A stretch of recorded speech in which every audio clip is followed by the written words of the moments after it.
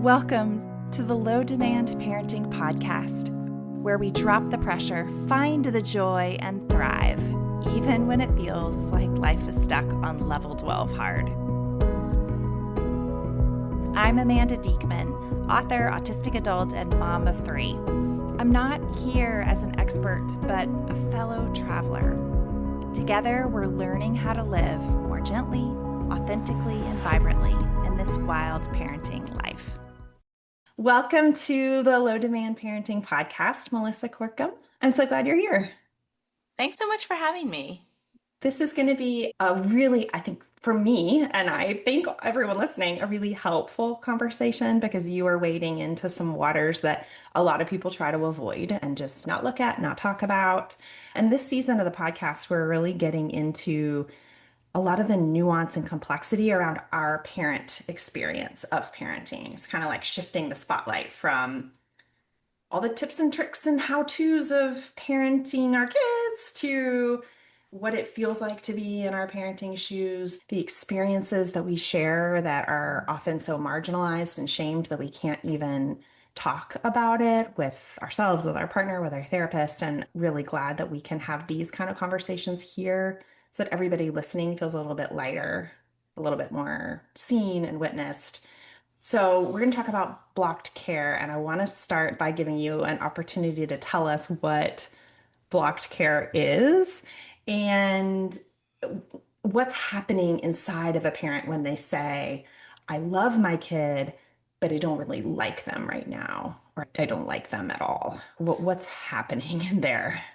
Yeah, what a brave thing to be able to say out loud in a safe space. And yeah, so blocked care is, I've been describing it like the metaphor of your phone, right? When your phone battery is fully charged, you get access to all of the features, right? You can use multiple apps at the same time. You get all your notifications. If you have post 40-year-old eyes like me, you can make it as bright as you need to, as big as you need to, all the things. And then when the battery starts to drain and it gets dangerously low, your phone flips automatically, probably to battery saver mode. And there's a whole bunch of things that it deems as non-essential that kind of stop working. And so our nervous systems are the same way. When we are at capacity, when we're fully charged, we have capacity to do all the things. We can feel curious, we can feel empathetic, we have lots of compassion, maybe more patience. And then as whatever the stressors are in our life drain our battery, and if we don't know how to intentionally complete that stress cycle and keep our battery full and recharge it, then our body goes into low battery mode and it starts picking things that it doesn't feel like are essential. And unfortunately, one of those things are the caregiving systems. If we're going to survive like ourselves, our nervous system is meant to protect our survival, then it doesn't really care about other people, quite frankly, right? Because that's non-essential to your own survival. You can't care about people if you yourself don't survive.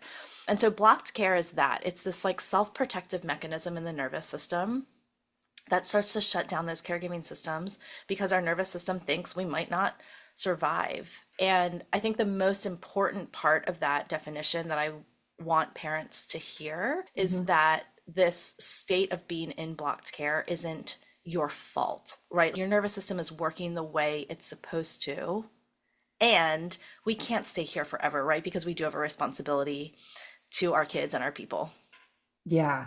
How do you, so sometimes people will use the metaphor of like a person who's in starvation, but they're nursing, and that their body will continue to prioritize the making of the milk for their baby over their own survival systems. And sometimes that metaphor gets played out broader. Oh, like that's just how we are as parents, that we give and we give and we always put our kids first and we'll endlessly self-sacrifice for their good. And that kind of gets named like that's just how we are as parents. And I think what you're named, but that doesn't speak to a lot of people's lived experience, which is what you're speaking to. No, there are times where we disconnect from our kids out of survival, or where we feel like I can't really be in this parent role. Like all I want to do is escape from it. So how do you understand those two things? Are they in conflict with each other? Is there some kind of like cultural norm thing happening that's suppressing lived experience? What do you think about the kind of endlessly self-sacrificial parent trope? I think we do that endlessly self-sacrificial parenting thing because there is a cultural norm associated with it, because we hear things like love should be sacrificial, and then we end up in blocked care. Mm, And because we that's not sustainable. That metaphor of the mom, at some point in time, she won't be able to do that anymore, even though she's prioritizing her body's prioritizing making milk. At some point, there's nothing left, right? mm, And so I spend a lot of time helping parents feel permission to put their own nervous system first. And it feels so counterintuitive mm, to what we've been taught. Your kids need you. Your responsibility is to them and their well-being. And we can't, I tell people we have to be the stable foundation. I have this upside down pyramid I use in presentations where the top layer is child behavior, the middle layer is child needs. We're still packing lunches, taking kids to school. We're doing the kind of executive functioning things that they need. And then the mhm. bottom layer, that little tiny point at the bottom, is our needs as parents. And most parents live that way until they can't anymore, right? For those of us who are parenting kids with really challenging behaviors, it feels like that's where all our energy is going to. And then and we still have to feed them and get them to where they need to be. And then it's, if there's anything left, we might get a hot cup of coffee in the morning. I don't know. It's not even the big things, right? It's not even get to the gym or have our own doctor's appointments. Mhm. And my background is in engineering. And that's not a stable shape, right? You can't live life in that upside down pyramid. Any little thing that happens in life, like you get a flat tire or your ice maker in your refrigerator breaks, just feels like that's literally the end of the world, right? Yeah. And so I tell parents you have to flip your pyramid so that the bottom layer is your needs. Like those Mm, come first. And from there, it's like putting your oxygen mask on first. Like how many metaphors can we have, right? From there, then we can continue to meet our kids' needs well and proactively. And the behaviors don't go away. I wish that were the case. But what parents tell me and what I found true in my life is they just don't feel as impactful. We're able to put them in their place so that they're not running our lives. okay. I completely resonate with that upside down pyramid and reversing it. I wonder how taking that kind of nervous system can't, not won't lens for the parent helps us see what's going on in those moments where we're like, I just don't want to be doing this anymore, which is such a hard, like you said, it's a very brave reality to look at in the mirror. So, how do we use that mirror to make it easier to witness what's happening? A lot of us, I think, have come to this understanding because the research is getting better, and it's one of the beauties, one of the good parts of social media is it's a little bit easier to disseminate new and better information. And so, what you're talking about in terms of can't not won't, I'm seeing more and more of that, that we're culturally trying to make this shift to look at child behaviors in a different way.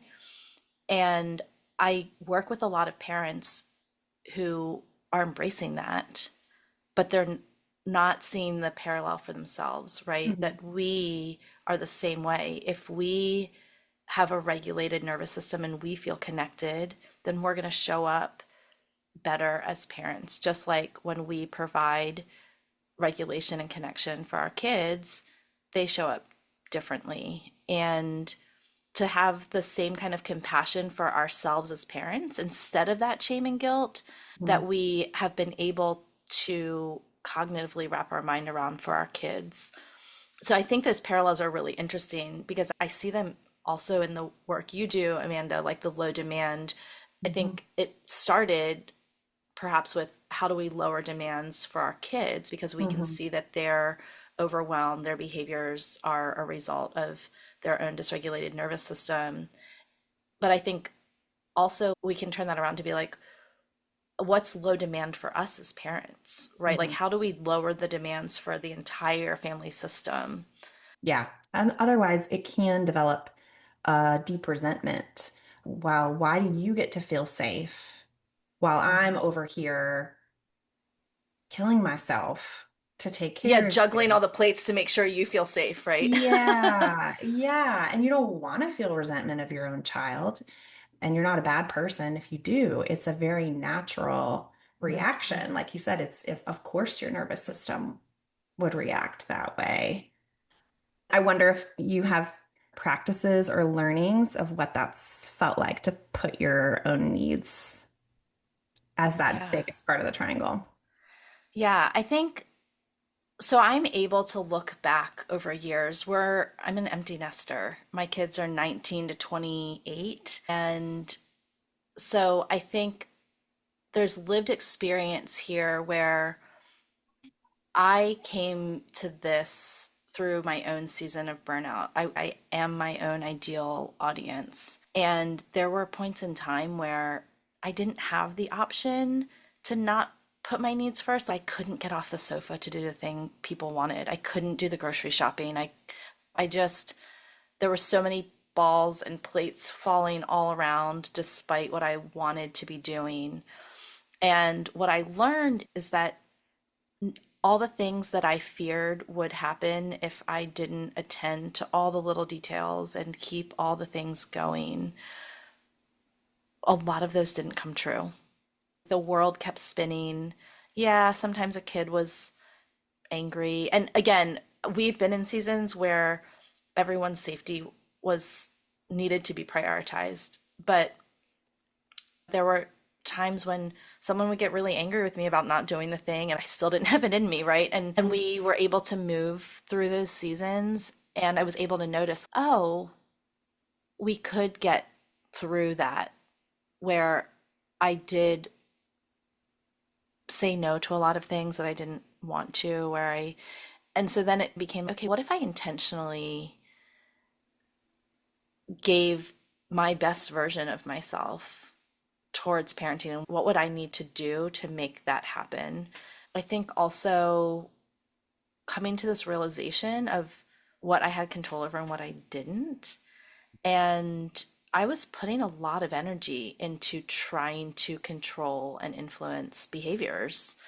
And I think there was a gift in knowing, oh, if I turn some of that energy to my own nervous system, the return on investment is so much more Mm. rewarding. I can give myself 30 minutes and feel night and day different versus dragging a kid to 30 minutes of therapy they don't want to go to. Yeah. And so being like looking at that and being like, how do I want to use that 30 minutes? Maybe I do want to take a therapy break because it's so much effort to get the kid out the door, to get them to comply. And the amount of progress they're making in that demand that we're putting on them, what if I took that 30 minutes for myself and I could show up so much better and maybe even be able to playfully get them to do whatever the OT wanted them to do or whatever. I just, the way I was using my time and where I was investing energy and thinking about it, again, it's this engineering brain, right? What's the return on investment and where I'm putting my energy? And it's always been better when I invested in myself. And then the trickle down effect of that to the rest of the family is notable. Yes. Yes. Absolutely. Would you say that the experience of being in burnout, how does that interrelate with the idea of blocked care? Does one supersede the other?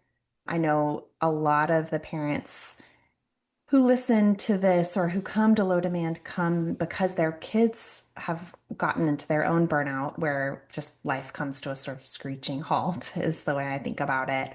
But it's very common for parents to follow their kids into burnout because of the overall demand on their nervous system. And I wonder if blocked care is a piece of the burnout experience or if it's a separate thing that overlaps with it. Could you speak to the interrelationship of those two things? Yeah, I think the lines are really blurry and gray, but I think burnout applies to a lot of different scenarios outside of parenting, right? We can be burned out at work, we can be burned out for a certain type of activity, we can So I think they're closely related. Sometimes I use them interchangeably because people know what burnout is and they don't always know what blocked care is. I didn't name blocked care, it was named by Dr. John Balin. And I think the Venn diagram piece that's specific to blocked care when I'm talking to parents is I think some of the nuances of it have to do with the fact that we feel stuck in this relationship with our kids. If we're burned out at a job, we have the choice to go get a new one, mostly, right? There's certain choices that we can make when in a larger context in burnout. And I think what one of the things that sets blocked care apart is legally for our minor children, we're Mhm. responsible to that relationship. And if that relationship in any other parallel relationship, whether it be a romantic partnership or a coworker or whatever, if it was this difficult, we would probably just get out of it. And we don't have the same kind of choice in parenting. And so that layer, I think, compounds the stress and also requires a different fortitude for having to overcome it because getting out isn't one of the options to resolving it. And so we have to figure out how to care for our nervous systems while we're in it. And that's a trickier Mhm. part. Yeah, for sure. Yeah, it's really making me think about how, for parents trying to practice low demand, blocked care can feel like that's their breaking point. Is they're like, I'm trying to show up with compassion for my kid. I'm trying to really listen to their needs underneath the behaviors, but I just don't have access to that kind of compassion and curiosity. It's just not there. I don't have it. And so then they feel like, then I can't do this Mm-hmm. approach, which can then spin people into trying to control behaviors even more, because that's the only avenue to try to feel better. I wonder how we can access more compassion and curiosity when we're in a state of blocked care. What does that way forward looks like from that stuck spot? A lot of times, I think when people come to me to solve block care, they're expecting me to force them to look at their relationship with their child because Mm, so many of the parents I talk to come from this kind of connected parenting model where relationship is really important. And to our previous part of our conversation, we have them start with themselves. We have them start with this really simple exercise called points of joy, where we have them list as many things as they can think of that bring them joy. And they're the small things: the warm sun on your skin, the taste, the sip of hot coffee, and then we ask them to intentionally try to check off 7 of those things a day. And it can be if you have 2 cups of hot coffee, it can be multiple things. It's not about the rules, right? It's just about this intentional practice of noticing joy. And it does something in our nervous systems to help it communicates to our nervous system we have some control in our life, even when it feels like so many other things are out of our control. We can insert joy in our life. Those little things can fit even in the hardest of seasons. We can notice those things. And that starts to crack the nervous system open just a little bit and a little bit more margin. And then we can stack maybe another practice on top of that. And it has to start there. And then the very last step is then what how can we compassionately look at this relationship between us and our kids, and can we bring more compassion to looking at behaviors? And but we can't start there. It feels too hard. I love that permission. And I also totally resonate with what you're naming. That's where most people expect you're going to start. It's maybe a version of the just try harder kind of Mm-hmm. idea. If I was just better at this, if I just tried harder, I'd probably be able to be compassionate. I could do all the things that you're coaching me to do over here in the behavior side. And I love what you're saying is no, it's not a matter of trying harder. We got to go all the way back to the baby steps and rebuild a sense of stability in your nervous system or connection with yourself, even Yeah. rather than connection with your kid. And I'm thinking of the parent who's listening and they're like, yeah, I'm right there. I'm at the, I want, I want to be in connection. I want to be in, put on my website the two words ease and joy, because I think those are things that we feel the least of in Mm. They feel seasons. elusive in this season. Yes. And people will be like, why ease and joy? What? That's not possible. And I believe that it is. And so part of it is a hope casting. It doesn't just have to be like less terrible, it can actually be good.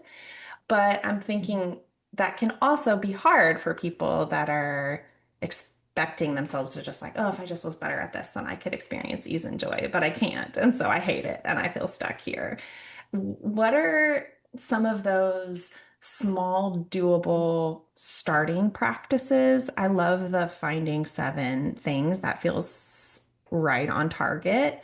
What does it look like to begin to make this shift without forcing themselves to do more? Because I think that that's ultimately that's the high demand Hmm. approach. What does it look like to do this kind of care without piling more on our plate? Yeah. It's like just doing less, right? Giving ourselves permission to do less. Yeah. Before we hit record, we were talking about the power of just naming this. I see Mhm. so many people just have more margin from being like, oh, I'm not a terrible person. The shame is taking up a lot of space in the Yeah. nervous system, right? So naming it and getting into a safe community where you can tangibly feel like you're not alone. This is not work that people want to do with other parents because of the shame.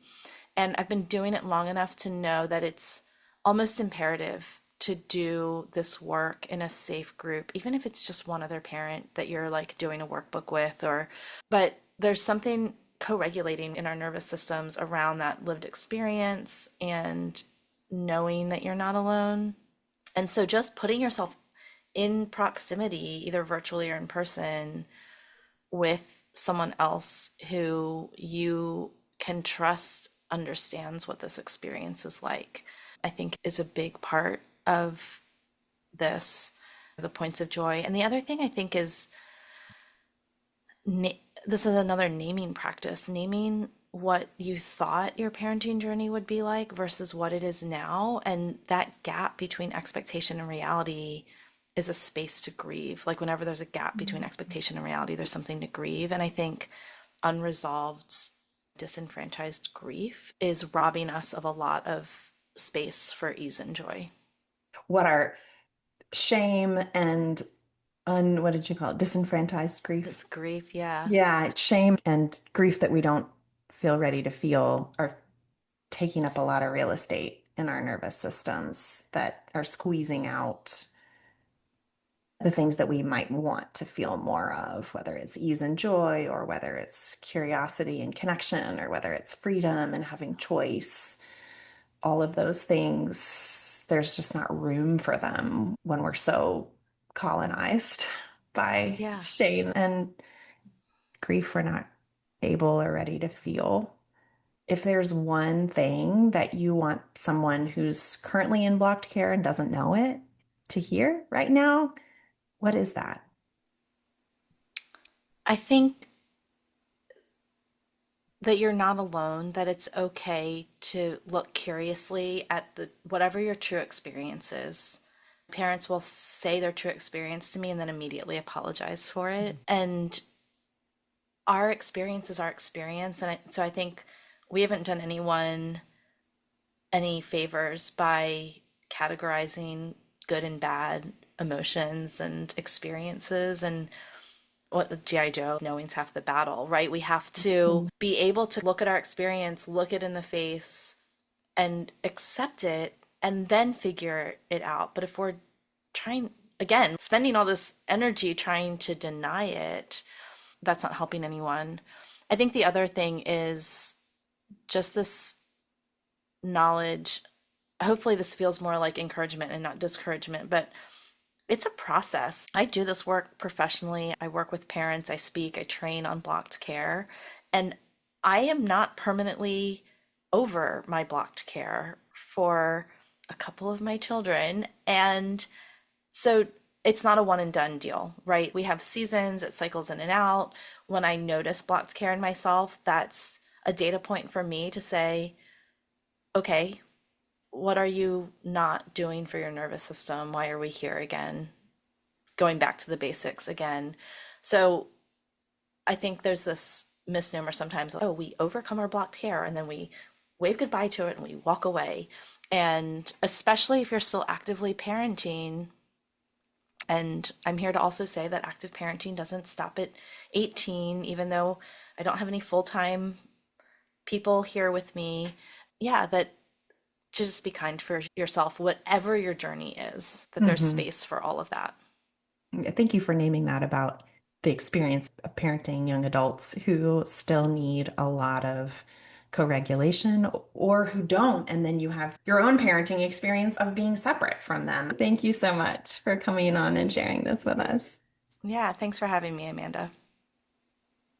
If this podcast is speaking to your soul, you can subscribe through wherever you get your own podcasts. Even better, if you feel the nudge, head on over to Apple Podcasts in particular and leave us a review. It's such a helpful way for new people to also get to experience what this podcast wants to bring into their lives. I'm Amanda. Remember, it takes great strength to let things go. I'll see you next week.